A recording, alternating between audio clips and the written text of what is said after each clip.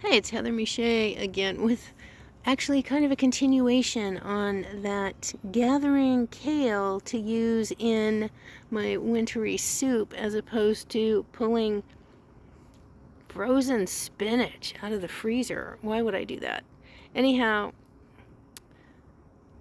I got cut off, so I'm continuing with the next part, which is I'm going to take a few of these leaves off of this purple sprouting broccoli plant that also overwintered and augment the kale bits from the bolting deer surviving one kale plant, the one that survived through the winter in a mega cold storm in January. And just to review, look at these young leaves and the flower tops here.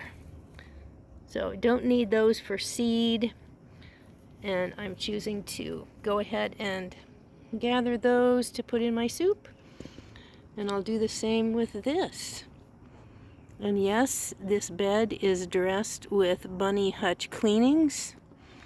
And check out my rabbit poop compost videos to learn more about that. But it makes a great mulch, leaching all kinds of nutrients into the soil over winter as the rains help pull the nutrients down into the ground, making for better, healthier soil and then plants. Thanks for watching. Do like this video and any others that strike your fancy, and comment or ask questions below, and hit that subscribe button.